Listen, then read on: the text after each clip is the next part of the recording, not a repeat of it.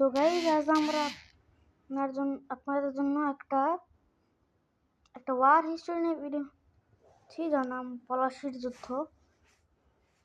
তো বেশি দেরি না করে আমি স্টার্ট করলাম। ঠিক হয়ে যায়। তো সেই বেসিক্যালি বাংলাদেশের স্বাধীন নবাব সিরাজউদ্দৌলার ও ফরাসি মিত্রদের সাথে ইস্ট ইন্ডিয়া কোম্পানির পলাশি নাম যে যুদ্ধ সংগঠিত হয়েছিল, তাই সেই যুদ্ধ নামে পরিচিত। 1957 জুন 23 তারিখে এই যুদ্ধ সংগঠিত হয়েছে। এই যুদ্ধে সিরাজউদ্দৌলা পরিচিত হন এবং ভারতবাসী প্রতিষ্ঠার পথ প্রসারিত হয়। এই যুদ্ধ ভারতের ইংরেজ শক্তির ক্ষমতা প্রদর্শন ও প্রবেশকে সূচিত করেছিল।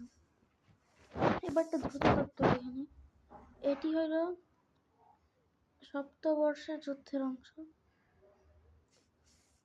যেখানে পলাশির যুদ্ধের শেষে মীর জাফর ও লর্ড ক্লাইভের সাক্ষাৎ, ফ্রান্সিস হেমন।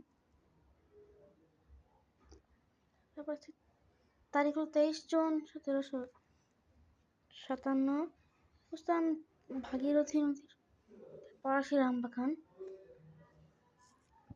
ফলাফল ব্রিটিশদের জয়।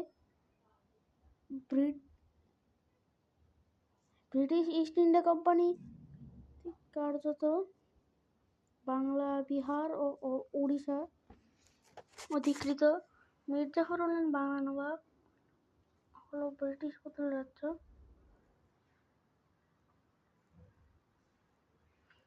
ভারতের কোম্পানি শাসনের বিবাদ ছিল বাংলা, ফ্রান্স আর ফরাসি ইস্ট ইন্ডিয়া কোম্পানি। তাদের বিরুদ্ধে ছিল Great Britain, British East India company ও বাঙালি বিশ্বাসঘাতক। সেনাপতি ও প্রদানকারী ছিলেন নবাব সিরাজউদ্দৌলা, দেওয়ান মোহনলাল, মীর মদন ও সাফরে। আর তাদের ছিল colonel Robert Clive, major Kilpatrick, major Grant, major Eyre Coote, captain Gaupp, captain Richard Knox, Mir Jafar, Raja Rajballabh, রাজা রায়দুল্লভ, রাজা কৃষ্ণচন্দ্র রায়, জগৎ শেঠ, মেহতাব চাঁদ, উমি চাঁদ। বাংলার শক্তি ছিল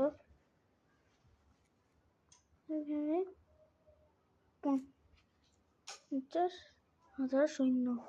তার মধ্যে মাত্র 5,000 যুদ্ধে অংশ নেয় আর 35টি কামান। এদিকে 1,000টা ইউরোপীয় সৈন্য,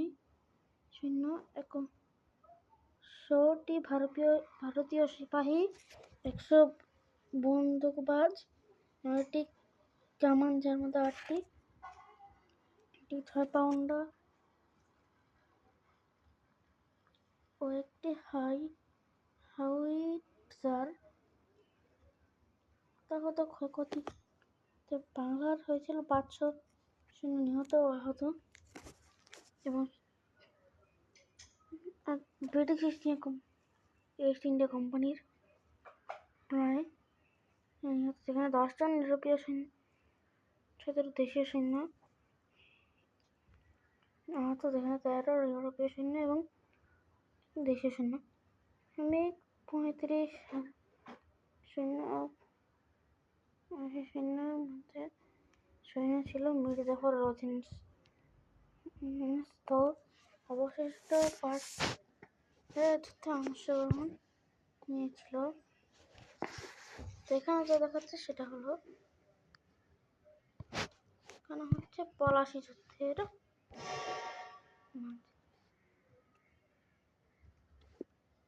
আমবাগান ছিল, কলকাতা থেকে প্রায় 150 কিলোমিটার উত্তরে এবং মুর্শিদাবাদের দক্ষিণে হলো রাজধানী। বর্তমানে পশ্চিমবঙ্গের নদীয়া জেলায় হুগলি নদীর তীরে পলাশিতে সংঘটিত হয়েছিল।